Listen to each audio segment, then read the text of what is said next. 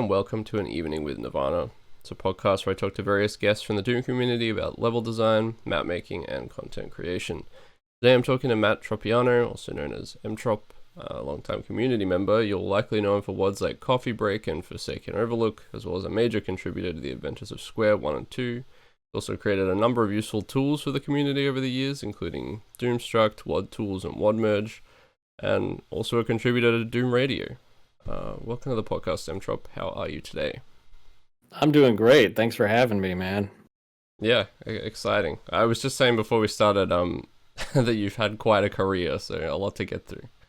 Yeah, there's a lot. Yeah, don't forget Deco Hack in that Doom tool stuff. That's seen a lot of use now. It's Yeah, I but wanted to talk about later on a little bit about your contributions to like MBF and stuff, and I've played a little with Deco Hack, and boy, is it a quality of life improvement. So I hope so, because like I originally made that to make vanilla mods easier, but yeah, with the recent additions to a lot of other dehackedry, it's going to probably see a lot more use in that. So I'm happy.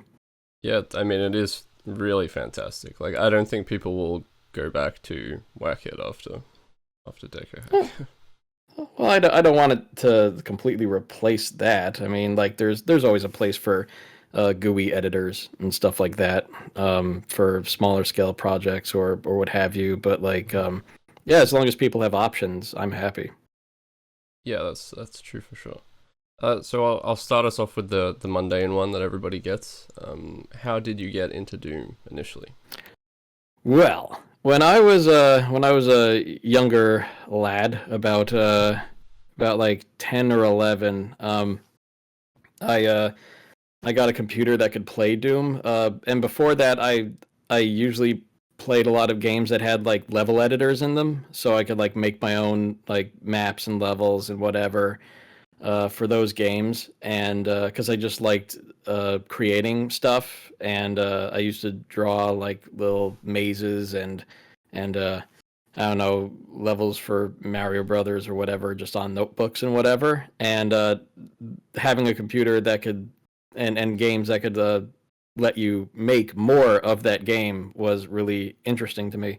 And so Doom was like another one of those games where everybody was playing it, and then yeah, when I got a computer that could eventually play Doom, I installed the shareware version, and it was really fun. And eventually, got my hands on the full versions and Doom 2, and then I bought this book called The Doom Hacker's Guide by Hank Lukert, and it had like it was like just this big thick paperback book on how to tinker around with Doom and make maps for it, and how to use the editors that came on this CD that the book also came with. Mm-hmm. And yeah, that was how I got my start. But I didn't make anything for Doom. I like made stuff for Heretic very early on, but Interesting. but then like I just started making stuff for Doom because that's where everybody else kind of was. So but yeah, I stayed within the Doom engine a lot, and that's where it all started. Mm-hmm. So was your first love actually Heretic? Were you hoping that you would be making more stuff for that? It wasn't my first love, but it was like another game that I could make stuff for. And I think my friend Bill, who worked with me on the best WAD ever, way back when, had like ideas for like Heretic maps that he wanted to see made. So I'm like, okay, maybe I can make some of these. And then I tried like replicating what his design was, and then later on made my own maps. And then yeah, we worked together on stuff, and then I don't know, I just kept working on things. Mm-hmm. And so I'm a little curious, like out of TNT and Plutonia, when those came around, did you play them when they initially came out? Yes, I did.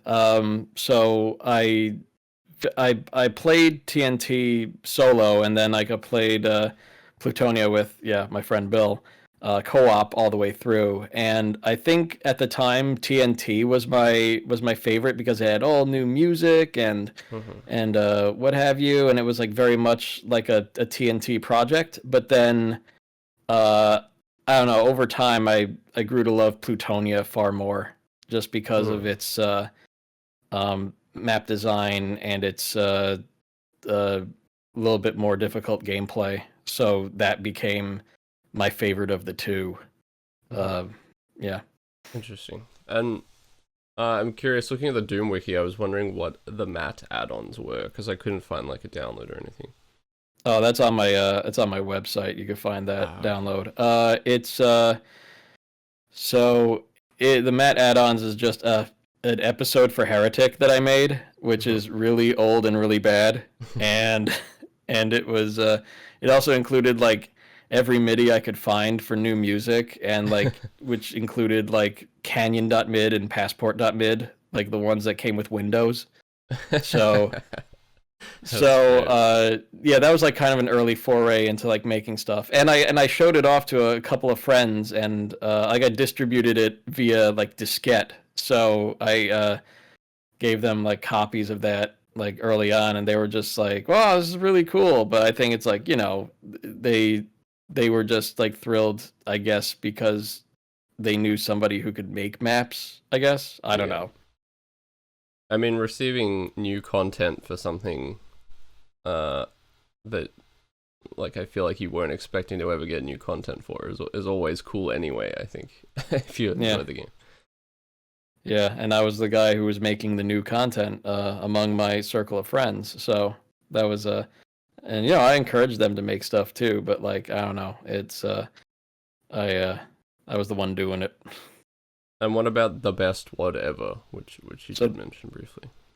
So the best WAD ever, that was with me and Bill, and we made enough maps to like make about like a replacement for 3 episodes.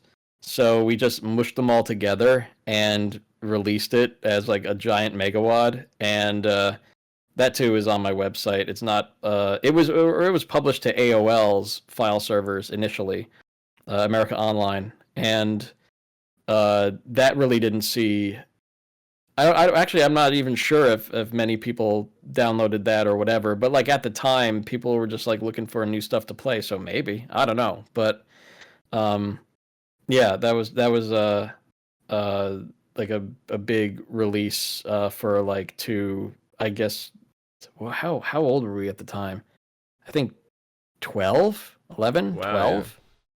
So like really young, and thinking like, you know, this is like the best shit we've ever made, and rightfully so, because you know we didn't have a frame of reference. But like, I mean, compared to the stuff I make now, it like looks like terrible, like with all the stuff, you know, like all my contributions and whatever. But like, I don't know. It has like a certain old charm to it, like and a lot of I'd say anthropological value in terms of like old stuff being out there for people to see and whatnot. So I don't know. I'm like one of my big things is making sure that old stuff is still available for people to peruse. Yeah. Well, I think it, like, when you look back on your own stuff like that as well, you remember, like, all the struggles you had, and, like, when I look at my old stuff, it's like, I remember how difficult it was to, like, make my first line trigger, and you know, like, just things like that. Yeah. Especially in those, like, old editors. Yeah. Yeah. So, I mean, like, everybody starts from somewhere, and having your old work somewhere for people to see is just, like, I don't know, like, it's inspiring to me because like people want to like kind of always put their best foot forward and like make it so that, or at least I think that like there's been a like a rash of that in the Doom community where people would want to have their like old work taken down, like not out of like content reasons, but like out of quality reasons. Yeah. And kind of like make it so that like the only things that they've ever released were good. And I understand like the mentality behind that, but it's like, I don't know, personally, I want all my old stuff up there as well, just to show people that, yeah, I came from a really amateurish, terrible place when my skills were kind of garbage. And nowadays, the next thing I make is better than the last thing, and hopefully there's like a lineage of improvement with all of my work up to this point. So yeah, I just think it's important for people to like keep old work around, especially if they've released that old work already, because yeah, you don't know who you'll inspire from that point. Yeah, and I think it's also important for new mappers to see you can start from here and end up here kind of thing. Yeah. Which and I think it's a little bit fruitless, like trying to pretend you didn't begin with like a few boxes glued together, like everyone does, so there's no point kind of pretending. Yeah, but you don't have to like release everything you make. Like there's definitely people in the Doom scene that have like made a whole lot of stuff for a very long time, and just started releasing recently, and it looks like they just kind of came out of nowhere. Like, yeah. I mean, I'm specifically thinking of Bridgeburner, like who's been making maps for like a really long time, but like only started publishing them like, I don't know, like 5 years ago. Yeah. So like, but I think every once in a while he plays through his old stuff like on his streams and whatever. So if you catch that, then there's definitely like old stuff that he has lying around, but they were just never published. Mm-hmm. And I think, I mean, like you shouldn't publish everything that you make, but I mean you should publish it if you're proud of the work. So yeah, I could safely say that I'm proud of all the stuff that I've put out so far. Well, I guess maybe there's like one or two things I'm not particularly proud of because they were just like crappy throwaway maps, but but then like I would say like 95% of what I've released had some pride attached to it because of the amount of work I put into it with the skills I had at the time. Mm-hmm. Yeah, I mean, I think that's definitely important. So to move on to Dimensions of Time, you were talking about how like TNT was sort of what you enjoyed more initially when you played the iWads, and I feel like this WAD in particular feels like very TNT inspired, like in terms of visuals and gameplay and stuff. Was this like a deliberate thing, or? I mean, if you looked at the first map, yeah, pretty deliberate. Yeah. Like the first map opening, is very much map 01 of TNT, but like in like the very beginning. But the it's safe to say that was very heavily influenced by TNT, and kind of has its like old school kitsch to it, and just the use of like ensuring that like new music was in the WAD file and stuff like that. But yeah, it was very heavily TNT inspired, and I'm very glad that you picked up on that, because like it is kind of it screams amateurish, but with love put into it, or at least the amount of love and skill that a 12 or 13-year-old could put into anything like that. Yeah, you mentioned the MIDI, and there's like, I think there's like Blur in there, and there's like a bunch of Sublime. Was this just like a playlist of like your favorite music at the time? Yeah, like a playlist of like all sorts of 90s music that was popular, or songs that I liked and whatever that I could find MIDI arrangements of. Like, I mean, these days you'd want to credit everybody that you put your whose work you put into your work, but like I had no idea who made a lot of these MIDIs and whatever if they weren't like straight from Doom or whatever. Like it would be hard to find the credits now, unless they were embedded in those MIDI files. But I used MIDI to MUS to convert all of them, so you wouldn't be able to find them in the metadata, unfortunately, of the music lumps. So I'm afraid those are lost to the sands of time. But I'm sure there's like some way of maybe finding them one day. It's just been such a long time. Well, yeah, someone can really dig into that that mystery later on, I think. Yeah, 13-year-old me didn't think of actually like finding every single last credit and putting it in the text file. I mean, of course, an older me is like far more conscious of that stuff, but I don't know. Teenage me, not so much. Right. So I guess you'd already sort of made a mega wad with your friend Bill, but Yeah. what was the experience of making 32 maps?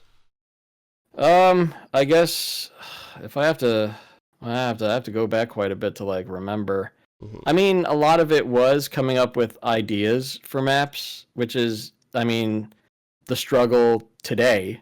If anybody wants to attempt a megawatt of that size, because like it's a lot, and you don't want things to become samey or boring or what have you, and it's just I don't know. Like when I was younger, I had like just a huge amount of ideas, but then like when you get older and then you have like uh better or what you think is better mapping sensibilities and gameplay sensibilities, it's harder to come up with new ideas because a lot of your old ideas are kind of used already. But then I don't know. It's there's nobody that's like I mean there's nobody that says like you can't cannibalize your previous ideas if you think you can execute on them better. But like yeah, the struggle to come up with unique ideas for each map is probably the toughest part of making something of that size. So that's why I usually stick to smaller things these days, rather than really large things. Although I'm kind of in the process of making a very large thing at the moment. So Mhm. yeah, whatever. it's Right. just it's I'm all over the place. But yeah, if you have the ideas, then you'll be able to make something of that size. Yeah, I agree that coming up with the ideas can be the tricky part. Although sometimes it's the other way around for me. I feel like sometimes I'll have like this kernel of an idea, and then the tricky part is like actually turning that concept into the map. So it definitely goes both ways. Yeah, I mean like and just to turn the idea into a map comes with the what the word I'm trying to look for. It comes with the confidence that you could pull off the idea, and two, the idea has been executed well enough that you don't have to like add more to the map. Yeah. Like you don't want to like pad out like you have the idea and that was fun, and then add more to the map just to pad out its length or whatever because like it may be too short or like not long enough to like fit with the rest of the maps. I don't know. That's something I struggle with oh, is this map going to occupy enough time in terms of play time? Um, and do I have like the central idea already fleshed out well enough? Because like I remember when some feedback that I got from Tarnsman, that mapper. He always got annoyed when people struggled to use all three keys in every map, and like I was no different. Mm. And so like now I have to like accept using like less than three keys in a map uh, in order to complete an idea, because like you don't have to use like all the parts of the animal that you're trying to flesh out here, but Mhm. using just enough is still a struggle. And just yeah, because like there you get a lot of people that want to do the uh what people start to call the magnum opus syndrome, where it's like, will people Yeah. remember this map if I don't make it like spectacular or whatever? But like I still struggle within my own work to like let things stand alone as they are, and hopefully create a memorable enough experience.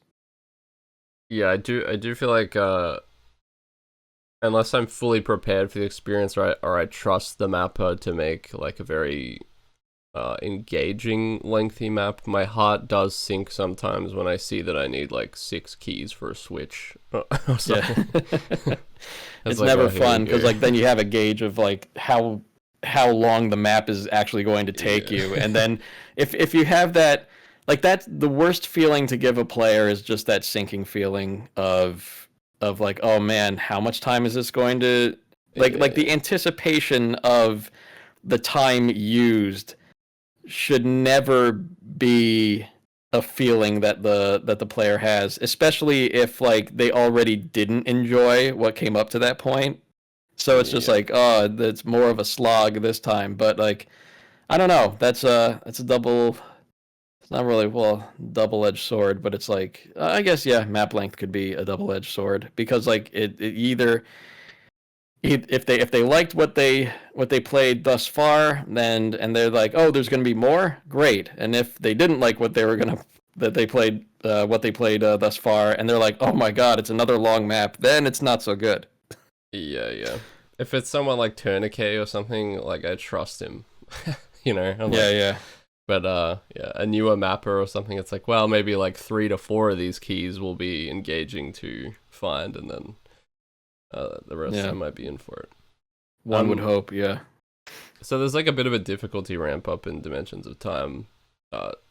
Was this just sort of a natural thing of wanting to make the maps harder, or were you playing more difficult content as you went, and it sort of naturally tilted that way?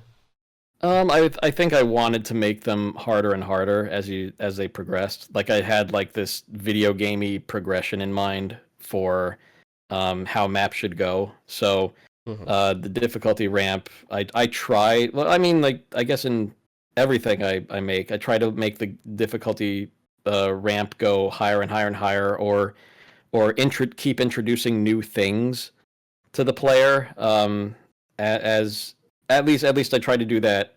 Like now, if I have like if I'm working with a completely new set of resources or what have you, like for like new monsters or new textures that I can like make different locales or whatever, I try to have a progression within that, just so the player is given something new to deal with, and then there will be a what I call the if you've ever played the Mega Man games on Nintendo or whatever, like there's the each of the Robot Master maps have like their own little style and their own like encounters that are new, and then what I call you get the Dr. Wily stage when you've beaten all the Robot Masters and you gotta face Dr. Wily, and then it takes all the stuff you've learned and then like turns a lot of it on its head in order to like throw new things at you and new encounters.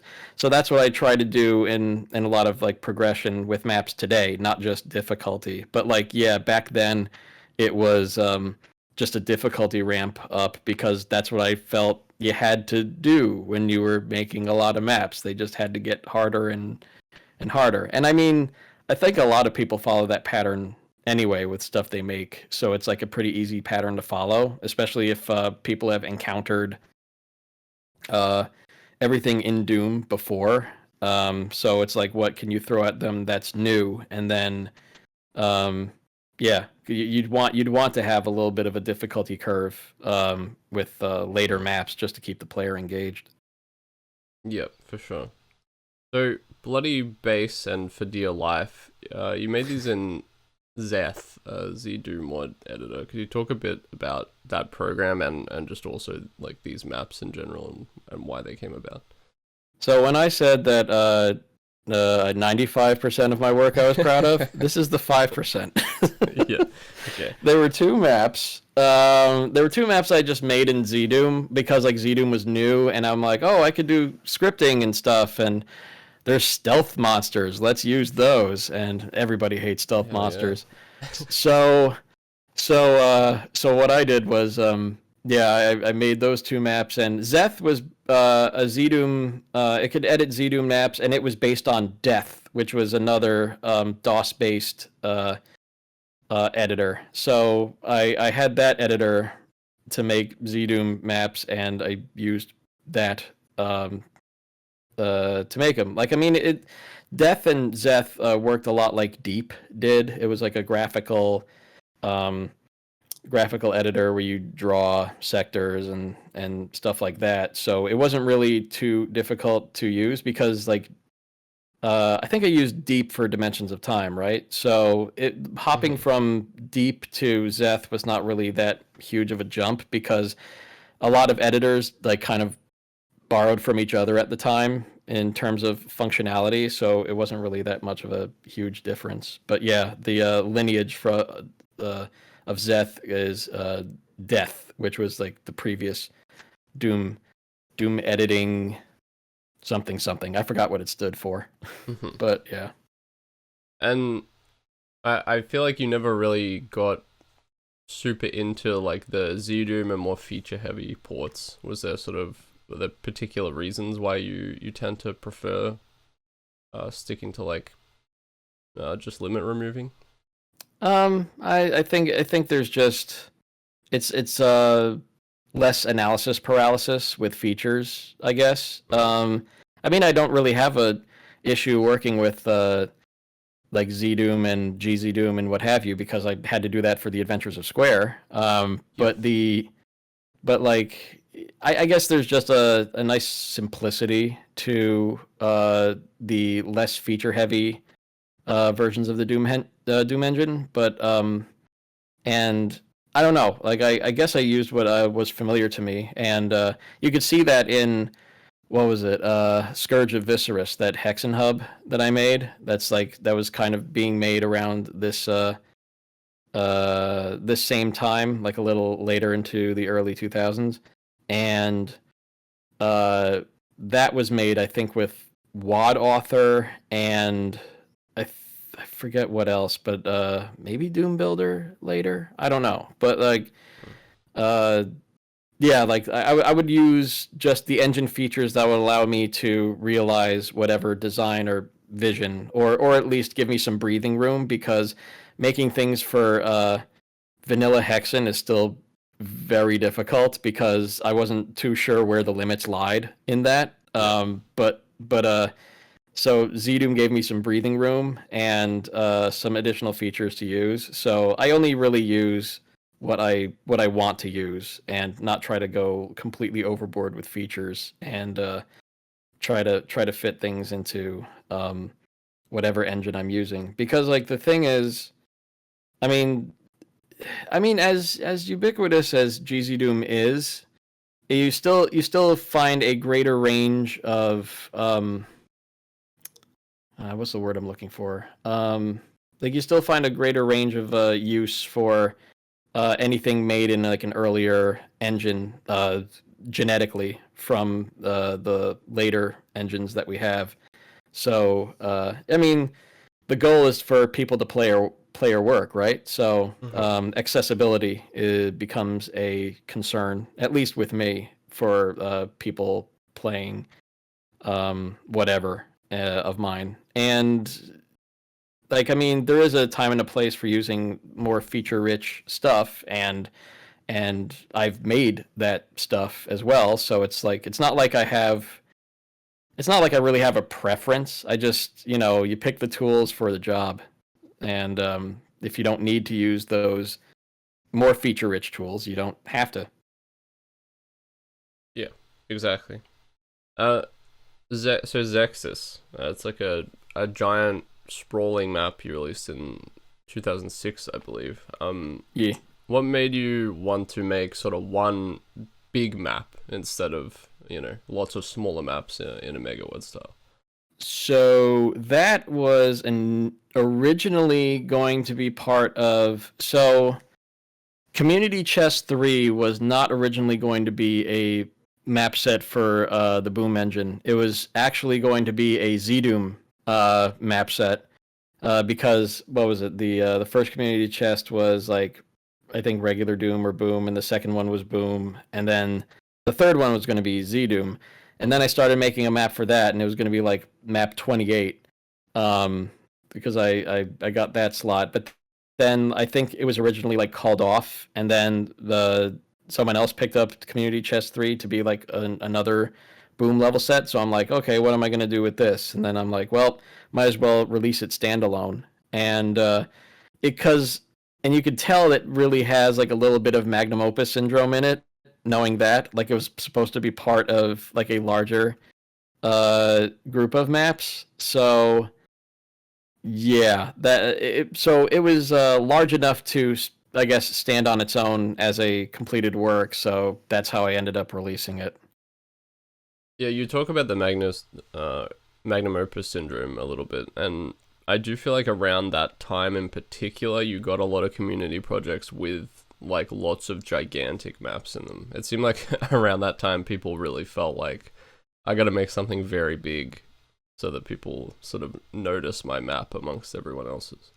Yeah, and I'm definitely guilty of that. And I learned the hard way that that is not like uh, it's not really the way you ought to be doing things, because not only that, if you have to play through your work and test it, and it's a long, a gigantic map, it's just a huge pain in the ass to test, and you're just wasting a lot of time doing play testing, and uh, it'll the problems just compound like exponentially as the Mm. map grows. So I don't know. That's why I like start making like smaller stuff now. Like I don't have the time I used to. So um, everything else gets simpler when the maps are smaller.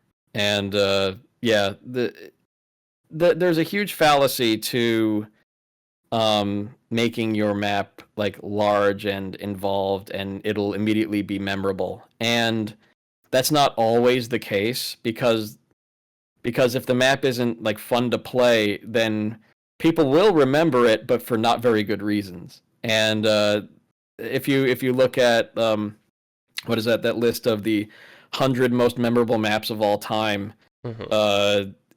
on Doom World, it's like, you know, you do get some that are good memorable and some that are really bad memorable, and some of them, or a bunch of them, come from community projects. So yeah, you get a very mixed bag, and it's a very big gamble if you you know, throw a huge production into what's supposed to be like a collaborative effort. And yeah, Mhm. everybody wants to stand out, but you'd hope you stand out for the right reasons. Yeah, CC2 had some wild ones. I remember playing through that. Yeah. Um, so Community Chest was like your first community project, I think, at least listed on the Doom Wiki. Oh, yeah, let me think. Yeah, I'd say so. I think that was like the first time I actually uh it was loosely collaborative. So Yeah. so like it was just like, yeah, claim map slots and make a map in that slot. And like there really was, I don't think there was any other direction really in it. Like I mean, there was just the we're using these resources and what have you for the WAD, but I think I just made stuff with like stock textures rather than anything new, if I remember correctly. So Mm-hmm. um, yeah, it was like loosely collaborative, but that was like good enough starting out for me with like larger collaborative projects. Like the a lot of the efforts of the Doom community way back when didn't even have forums to coordinate. They used mailing lists, and I don't know how the hell they did that, Right. but like they still made it work anyway. And I was, you know, we're lucky these days to have like a forum and stuff like Discord and Dropbox for just like um, asking people to like, you know, for collaboration, for like live collaboration and stuff Yeah. like that. So so things are a hell of a lot better than they used to be uh, today. Uh, but like, you know, back then, you know, you still, you know, you use the tools you have. And so for me, that contribution and the way I contributed was good enough in terms of starting out in a community project. Mm-hmm.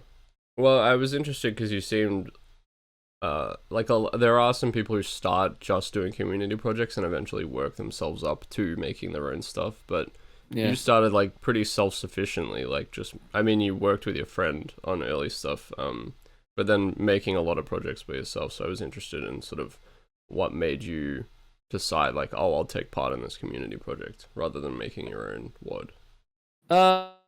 Just because it was, because like around that time, I think I was doing a bunch of stuff for Quake and Duke Nukem 3D and Shadow Warrior, some of which I've released, some of which I haven't. But then like I was looking to get back into Doom because I don't know, Z-Doom seemed pretty enticing, and oh yeah, it was like what was it?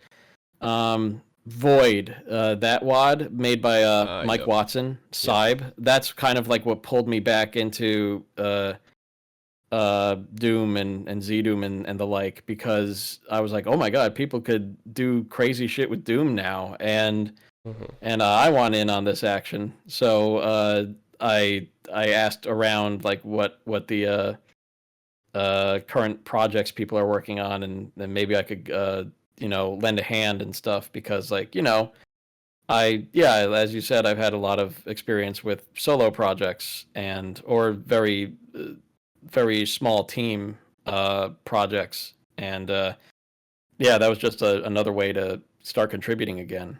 I mean, I feel like a lot of people really should start out making stuff for themselves, just so they understand the tools and understand the engines that they're working with, and just understanding the process. Because, I mean, it, yeah, it's good to be a part of something. It's good to be a part of like a large community effort, but like I don't know. I personally would want my contributions to shine along with others, rather than like be dare I say, propped up by others or something like that. Because like I don't know, I have a lot of insecurities about about my work sometimes. Like they may not be felt in the final product, but they are definitely there. Like the whole imposter syndrome thing, Mm-hmm. Yeah. and all that stuff. So yeah, like I want to make sure I can do a good job before I start adding to another person's project. Yeah, of course. I can definitely understand those sentiments as well. Uh, so speaking of community projects, and to sort of harken back to something you talked about earlier, you made maps for Plutonia Revisited, which I guess because I'd seen you as somebody who liked TNT quite a bit more, it was interesting. Was this sort of like the period where you started to appreciate Plutonia a little bit more? Was that what attracted you to the project? Uh, yeah, like, and I had a lot of like nostalgia for Plutonia at the time. So, and I haven't made vanilla maps in a while, so I Right. started making vanilla maps again for PRCP. I think they're all vanilla. Yeah, they're all vanilla. So, it was fun to work with those limitations again, but because like the last time I worked with those limitations, I wasn't really that great a mapper, and, and now I was a lot more improved, and I started yeah, I had to kind of like think in like more creative ways of how to pull off what I want to pull off in PRCP, because like the designs, my designs got like a little bit more um like a little bit more busy and a little bit more complex, and I'm like, well, how do I make this work in Vanilla Doom with its constraints? So it Mm-hmm. was a really good challenge to like contribute to that project, and that was like kind of like one of the one of the big reasons why I wanted to contribute to it. Yeah, and the map six Stony Halls, and I mean, I feel like the other maps too have a lot of hit scanners in them. Was this Yep. sort of paying homage to Plutonia or TNT, or is that just sort of the gameplay that you liked to promote? I mean, when the project was proposed, it was supposed to be kind of like Plutonia-ish. So yeah, a lot of hit scanners kind of made their way into into that map and others. Like, I mean, the whole goal was to make a megawad in 6 months, just like Dario and Milo Casali did with the Plutonia experiment. Hmm. I believe, yeah, Joshi headed PRCP, right? So he was like, yeah, we're making this in 6 months and maybe have one more month for play testing and what have you. And and the idea was to make it as like, Plutonia like as possible. And like some maps were like that, some maps weren't, and mine I think probably weren't by the end of it, but initially I tried to recapture the Plutonia magic a little bit with the earlier maps that I contributed. So you also seem to quite like a hot start, which is something that I've noticed in sort of your later words like Coffee Break as well. Is this something very conscious, or do your maps just sort of generally take that shape when you make them? I like hot starts sometimes because, or at least like, the start where like everybody's facing away from you until you like make a sound, and then Mm-hmm. like everybody just jumps on you. Like just to have that like gameplay element of survival, or like finding like the weapon that isn't the pistol to like help you out immediately. And I like trying to pull the player into firefights that they otherwise would want to avoid, just so like there's some like reward at the end of that, and they have to fight their way back. So Mm-hmm. like so in liking a lot of that type of gameplay style, you do have a lot of maps that have the hot start.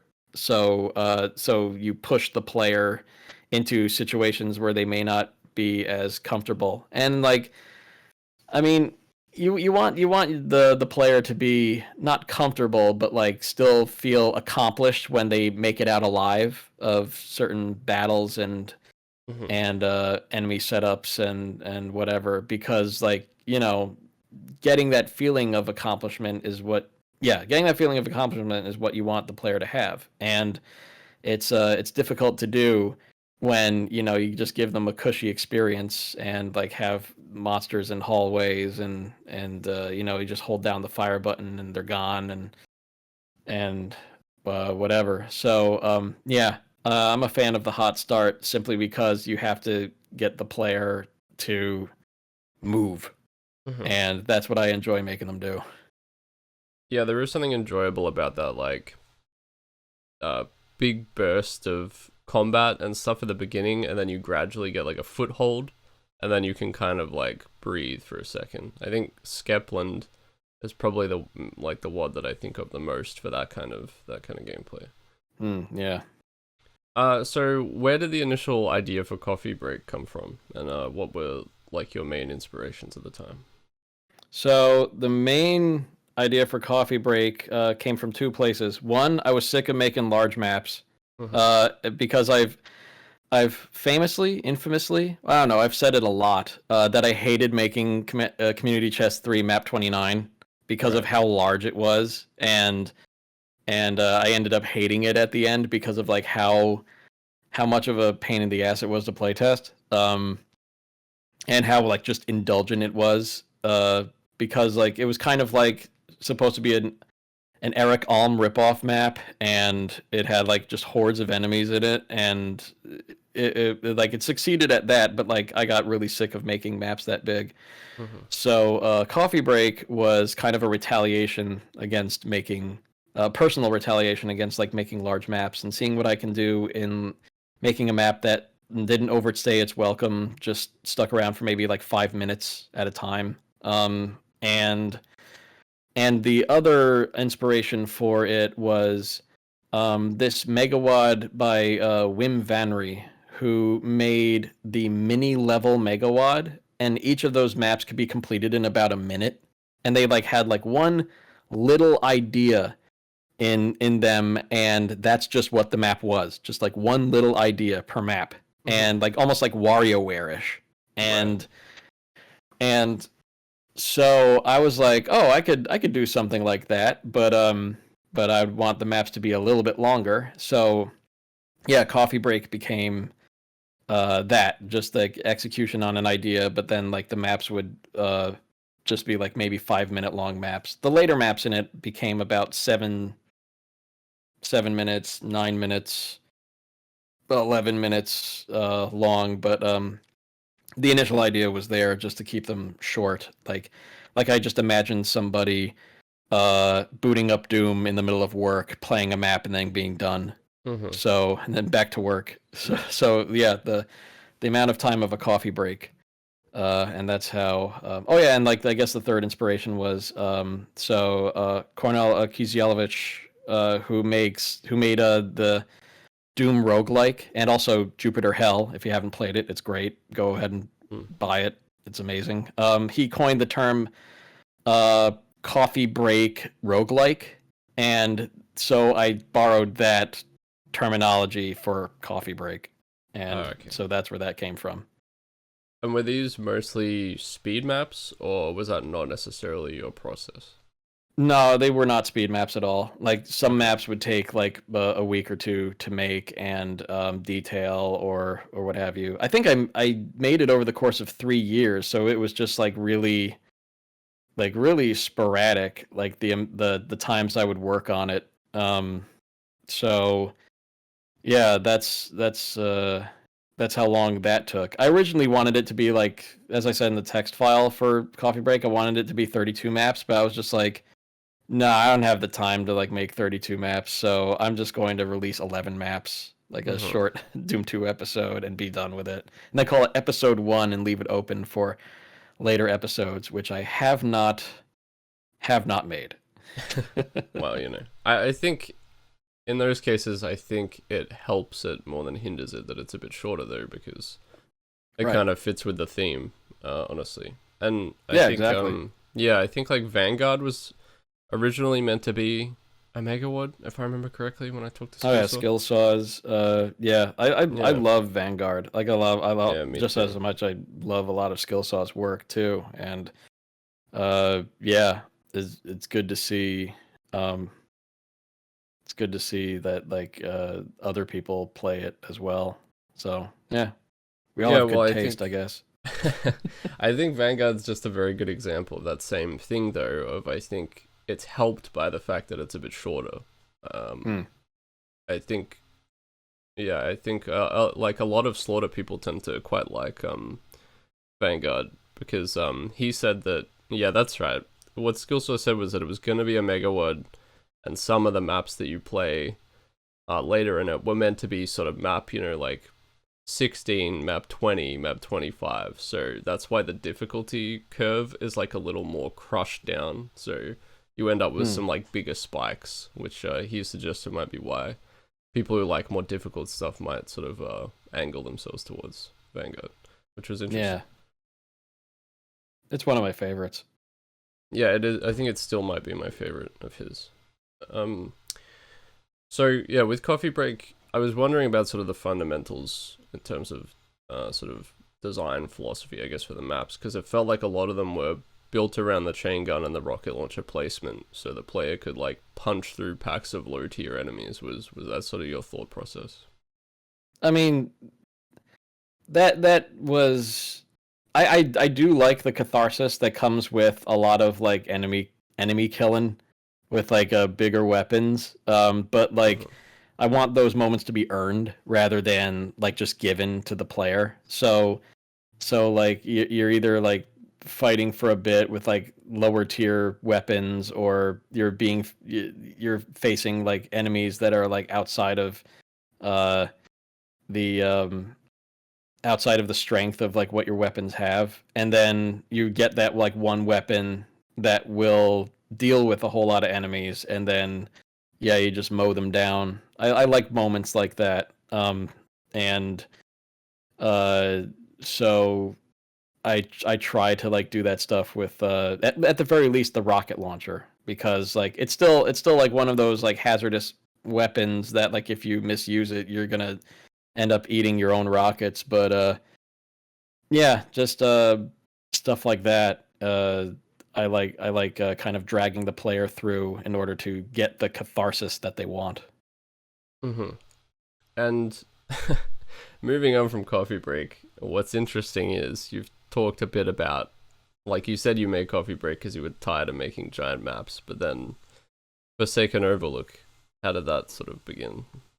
So Forsaken Overlook, so I think I talked about this in my Video Brains talk that I did in like 2016. And if you haven't watched that, go ahead and watch it. It's great. I'm told.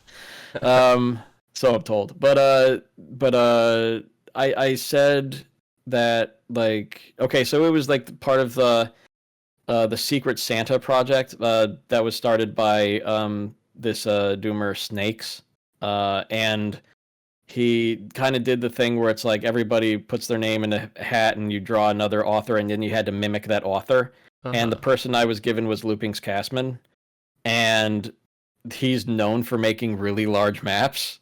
So that's why I had to make a really large map, and then like kind of like investigate his style and then try to mimic it. And so that was that. That was why it was a large map yet again. Right.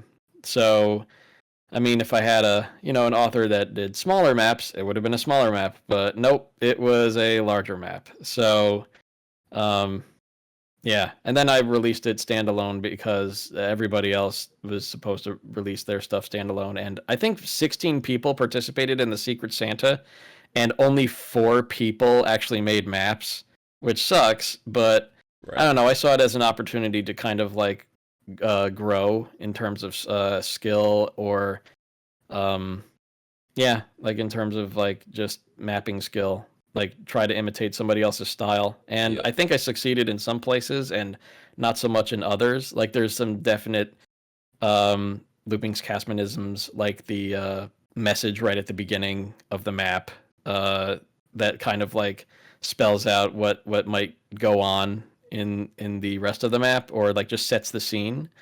And uses of color and walkways and stuff like that, and then just this huge sense of scale with like satellite locations throughout. But yeah, it's still very much a mixture of my style and his, which I think is like pretty much the goal of that whole project. It's like how much can you mimic the other person, but then still kind of make it your own? And I think I succeeded in that. Yeah, always. I think I've never had to, or I've never sort of done one of those things where you mimic someone else's style, but it seems very challenging to me. We really should bring that back because it did create some interesting results for the people that actually did make maps. hmm I think it's also nice to have something like celebratory of sort of other mappers. Yeah. Uh, was there sort of a lot of pre-planning that you did for the map then, in terms of progression? When you have something large like that, is that something you usually do? Yeah, for this case, I think I wrote a postmortem of my experience. It's up on my website. I wrote a postmortem of uh my approach to making Forsaken Overlook, because I had to do a lot of research into Loopings Castman's maps. So, uh, like what I found was that he does have a distinct style and approach to his maps, and I'm like, well, now I'm looking at the product. Now I have to kind of like get into the mindset of like of developing ideas around that sort of map design. And so a lot of it was playing a lot of his older work um, and recent work, and then trying to find some common threads in those that I could work with and build a map using those common characteristics. hmm And what is sort of your general process for monster placement?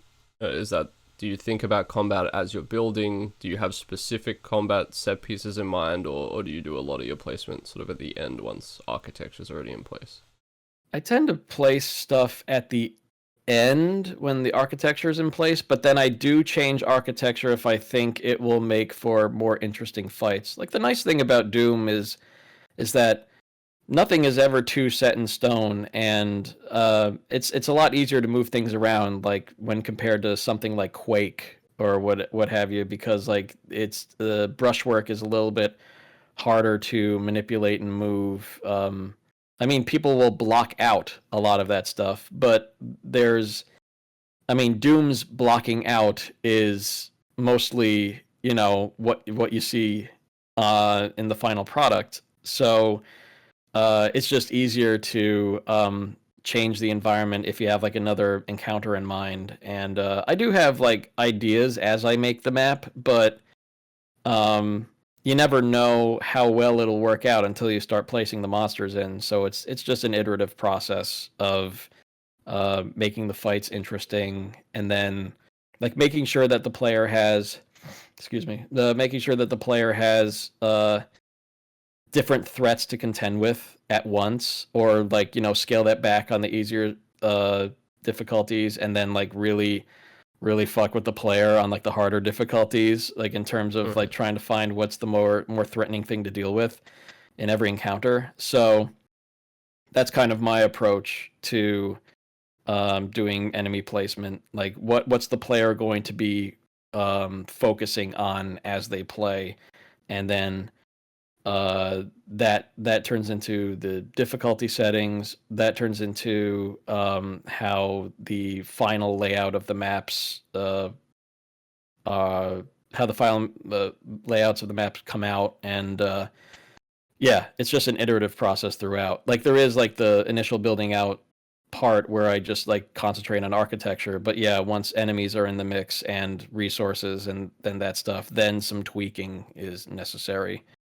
From that point forward. Yeah.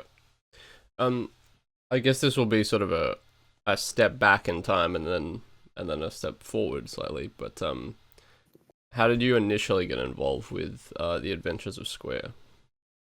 So the Adventures of Square. So Jimmy made the 3-map demo of the Adventures of Square a while back in I want to say 2012, 2013. And then I loved it so much that I was like, this could be a bigger game. I want in on this. I want to be a part of this. I want to make maps. And a bunch of other people wanted to do that too. So then now we had a team of people to make stuff for the Adventures of Square. And we kind of made it. I pointed out that like all you had to do was like replace a couple more things, and this could be entirely standalone. And we ended up doing that, and then we were like, and then I was like, oh wait, a lot of the sounds in this are like copyrighted sounds. I have a huge sound library that I use. I'm going to like put forth an effort to like replace a lot of the sounds and make them fit and whatever. So I mean, when you're working with something cartoony, it's pretty easy to do sound design because you're going to want to use like stock sounds anyway, and that made it a little easier. And then I wanted to do like some voice acting, so I had like a lot of the other characters in the game like have like pitch shifted voices and different accents or what have you, and then like so, and then I got like Rot King to do additional voices as well, and that kind of fleshed out the whole sound design part of it. But like it came from, I love this thing you made, I want to be a part of this and make more stuff for it because this is unique and interesting. And so it goes. And the Doom Wiki has you listed as doing project management, I guess, as sort of your role on it. What did that actually entail overall, apart from the sound design? So project management, I think I fell into that because I was handy with Trello, and laying out like cards and what people were doing, what needed to be done, and just allocating who was around to do this and who's working on what, so that nobody stepped on each other's toes. And like with the mappers, it was pretty easy because they became, designers of their own map. But then when it came time to like do more gameplay refinements and whatever, it came under like my control or someone else's control if they wanted to revise their work. So it was just a matter of figuring out who was doing what. And that's, it's kind of an unsung job in a lot of like game design, just like the people that are making sure that we have milestones that need to be reached for certain times. Who is working on what, and what skills do people have so that they can be allocated to appropriate tasks. And that's really what project coordination kind of is, because you don't like you're not doing. I mean, like for Square, I was doing some creative work and a bunch of managerial work, but it skewed a little bit more managerial for episode 1, and then it was kind of 50-50 on episode 2. As like things started like solidifying after what we made for episode 1. So yeah, project coordinators, you need them. They're an invisible role, but you need them. I think most community projects could probably do with someone in that role.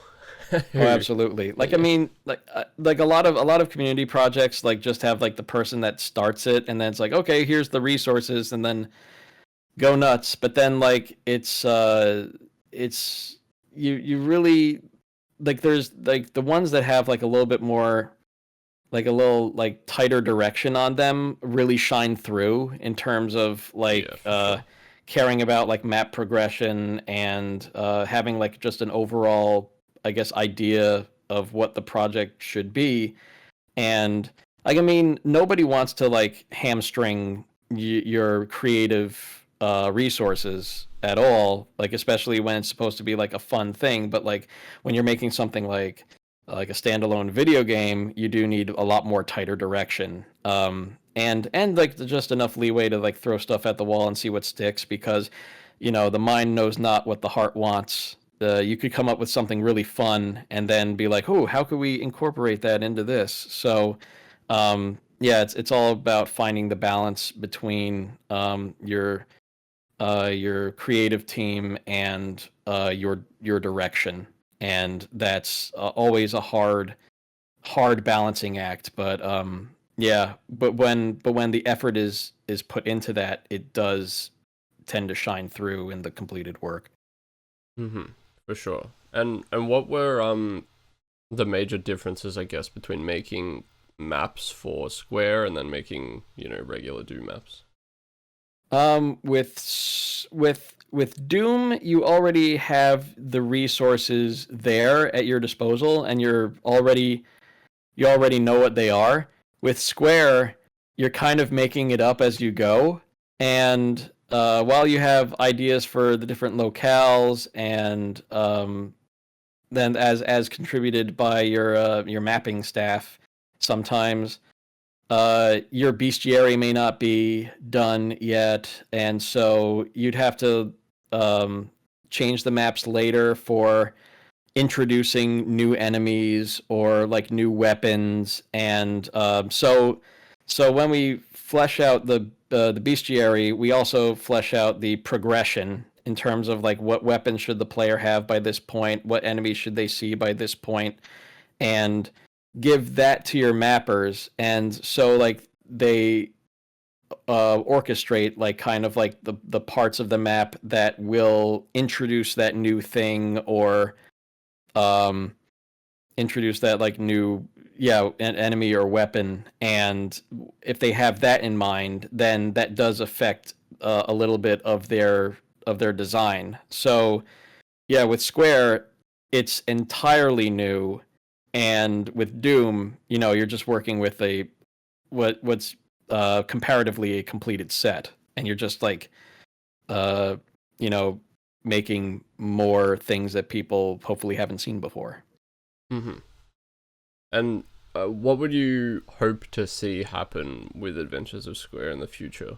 Are there any plans, or is there just you know, are Well, there... yeah, the plans to finish it, Yeah. finish episode 3. Uh-huh. But then I also want to see people like make their own maps, and they have with like the with that speed mapping project, Yeah. Speed Squared. And then I think there's talks of like some other project that may use Square for that. But yeah, we're that's what I want to see. I want to, you know, see the full circle of like me making maps for a thing I like, me making a thing I like, and then seeing people make maps for the thing that I like to make or whatever. Yeah. Like I just want to see that cycle complete, and so far I have, and that makes me very happy. Mm-hmm. So, again, this will sort of jump all over the place because I guess this is more of like a compilation of things you've worked on over the years. But you've made a lot of like helpful programs for the Doom community over the years. Could you talk a bit about Doom tools and sort of the major goals for that? So Doom tools came about because, well, one year, I think it was back in like 2014. I made like a library for Java for manipulating Doom related data structures and stuff called Doom Struct, and then I made a better version of it in like 2018. But back then I was like, hey, I want to make some utilities. Some people give me ideas of utilities you want to see made. And then people were like, oh, something I could feed a list of textures and have it replace it in a map, or something that counts the things so that I can like remove, see like which maps have like certain objects in it that I wouldn't want in them, and other stuff like stuff that extracts textures that are only used in this map and from other resources and putting it into another WAD file. And then I made a lot of those tools, and then I was just like, for the second iteration, I'm like, well, which are the ones that are the most useful and that I can apply the what is it, the Unix philosophy of make several utilities and tools, but make them do one thing really, really well.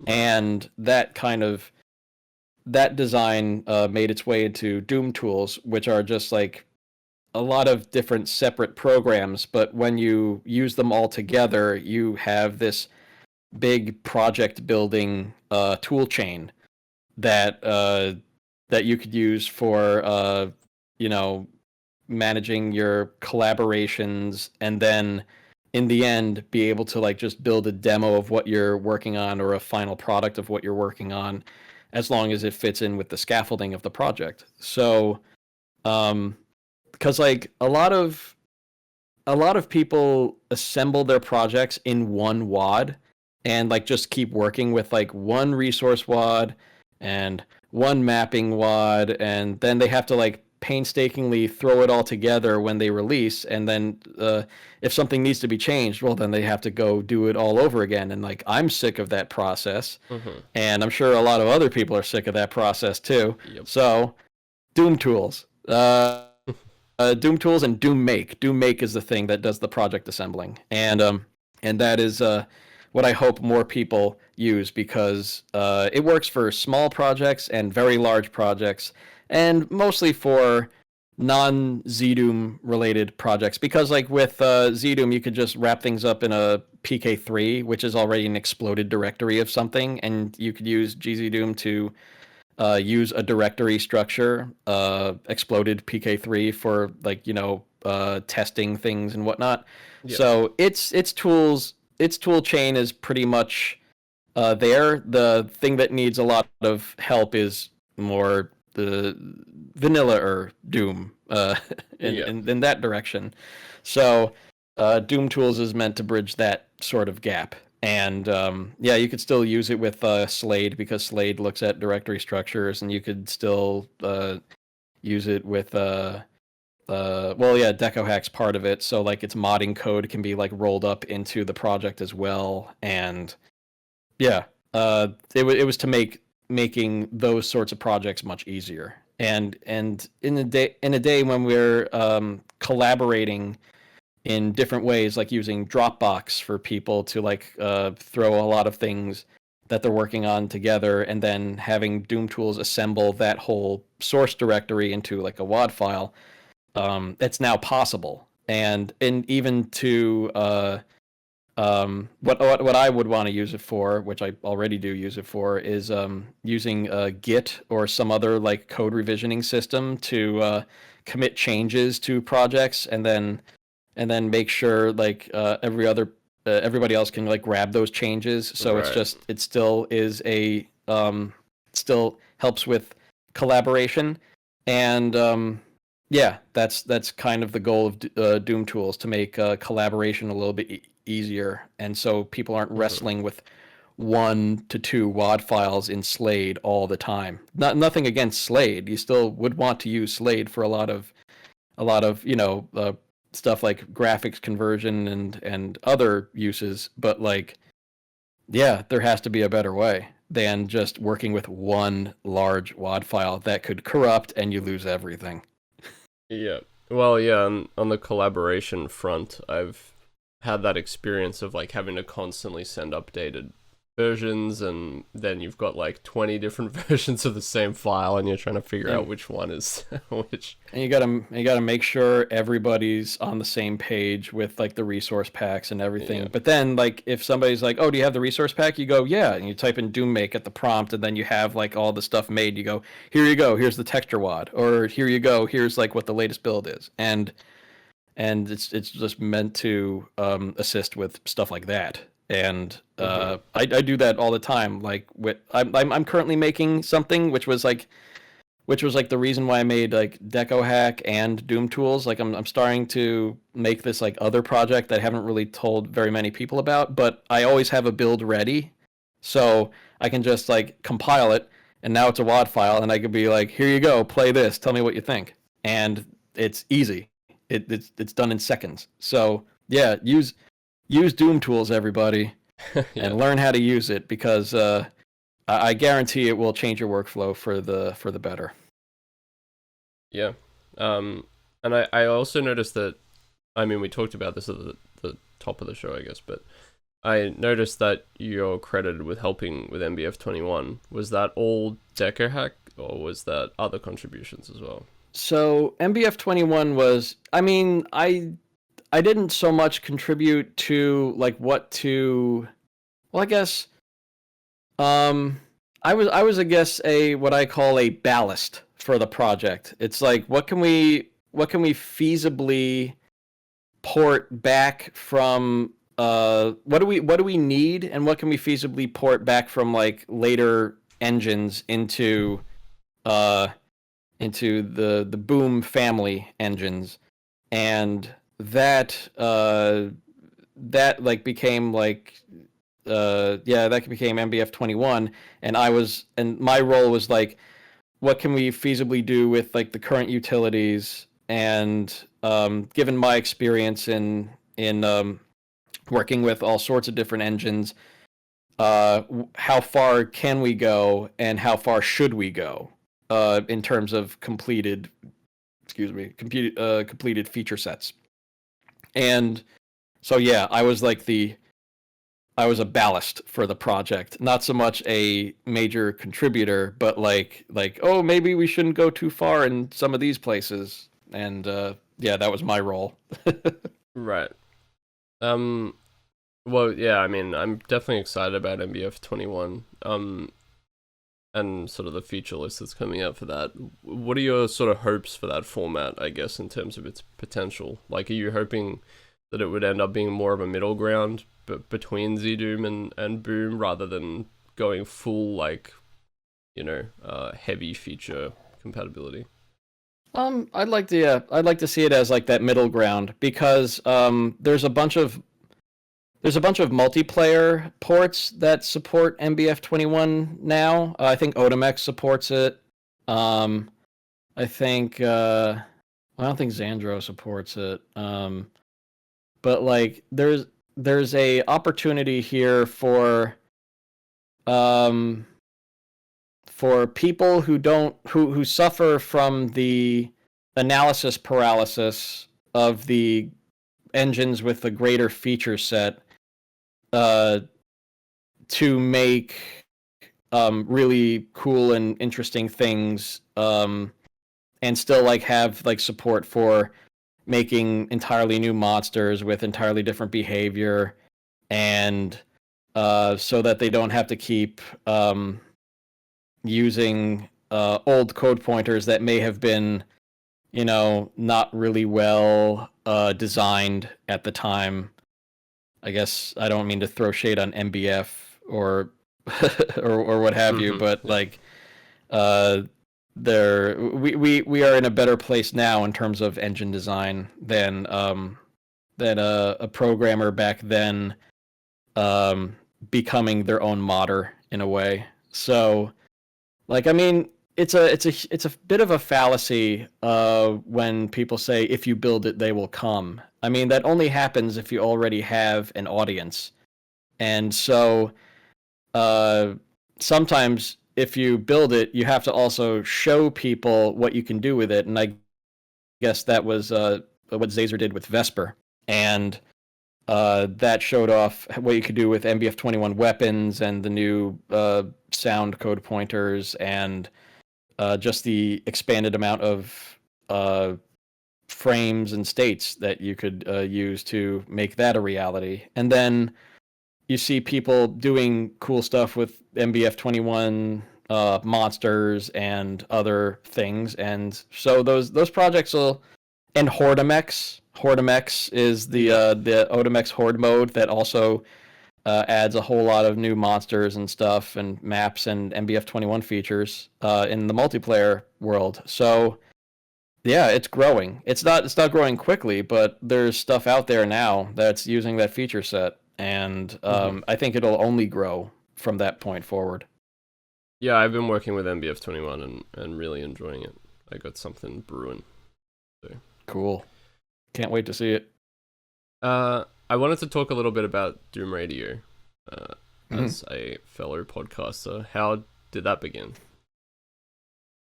So Doom Radio was around for a while. I forget who started it. I think it was Sarge Baldy, I think, but that was like a long time ago. And then Alfonso picked it up, and it was Alfonso and Tango that picked up doing interviews back in around 2010, 2011.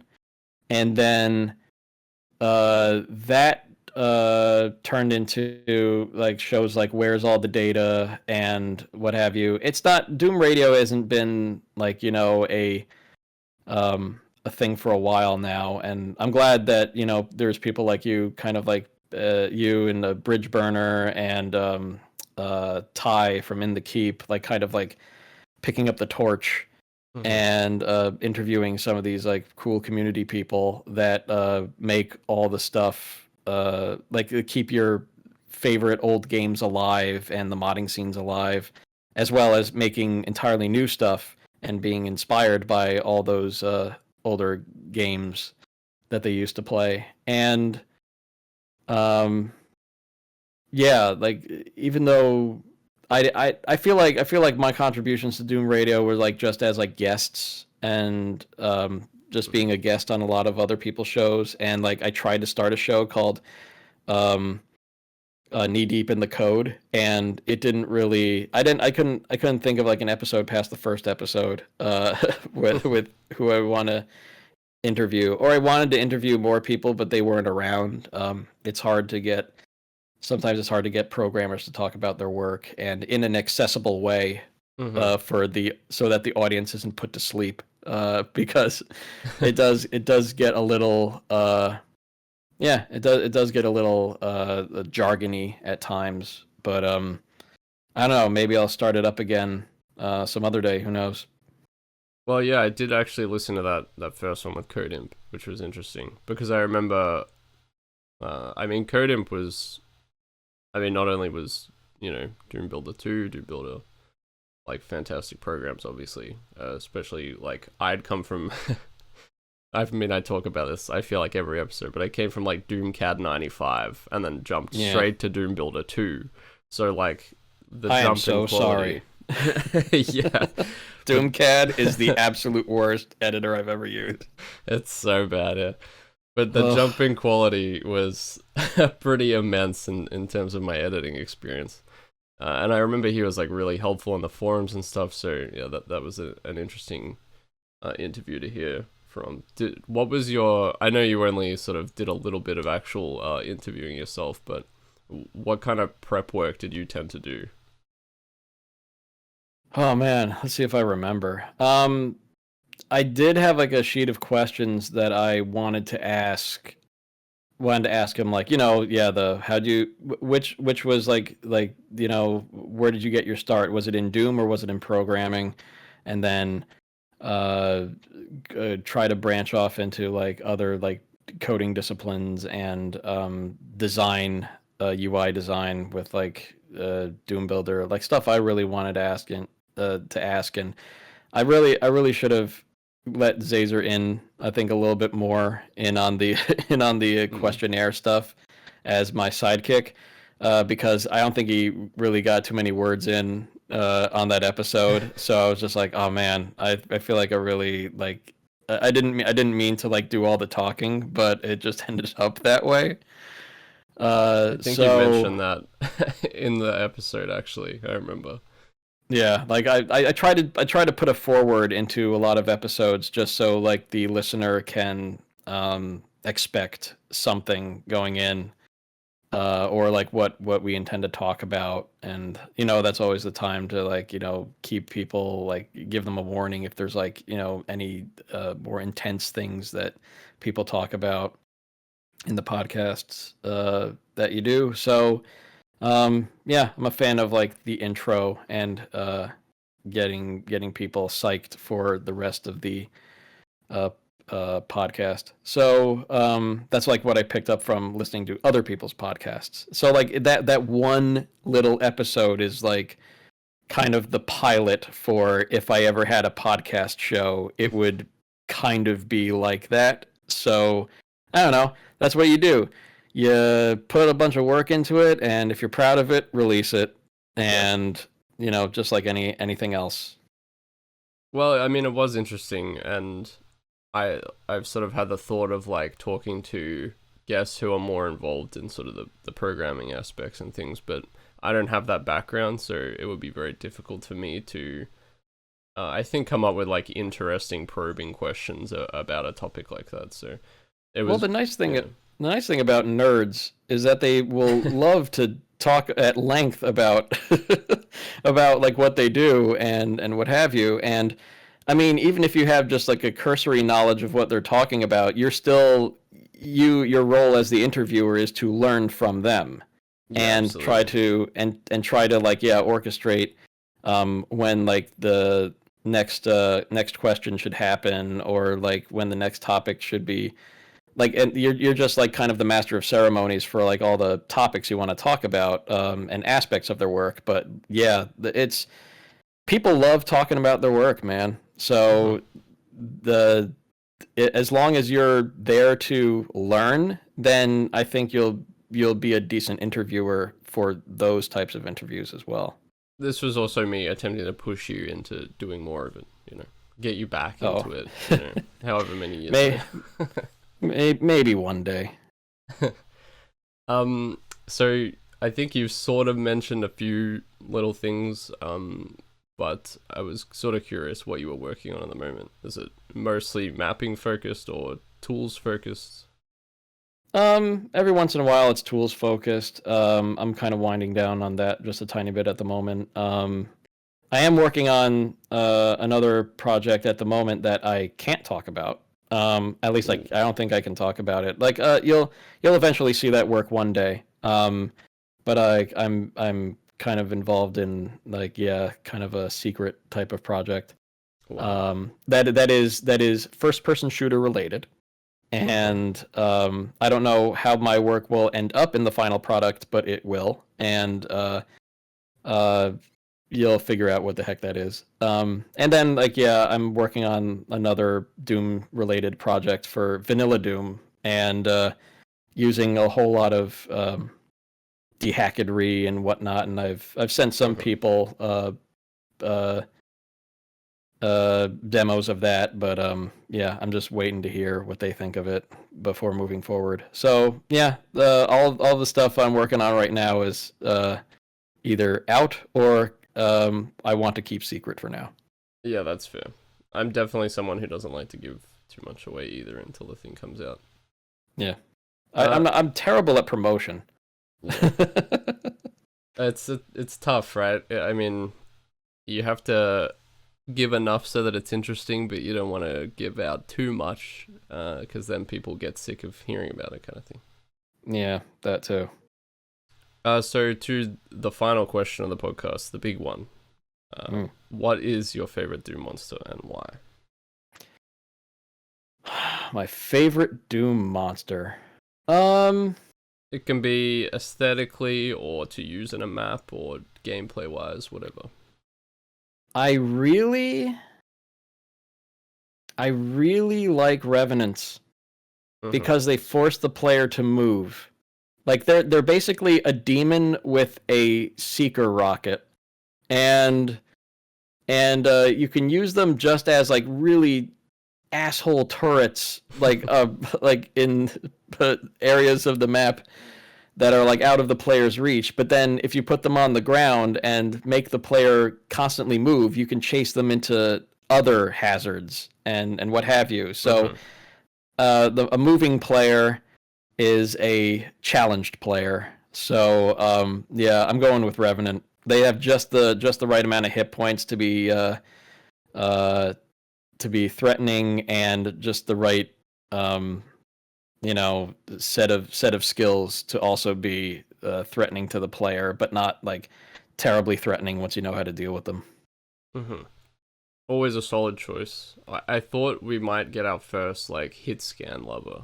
I thought you might be like chain gunner or shotgun guy or something. Which nah, fuck those guys. Those are jerks.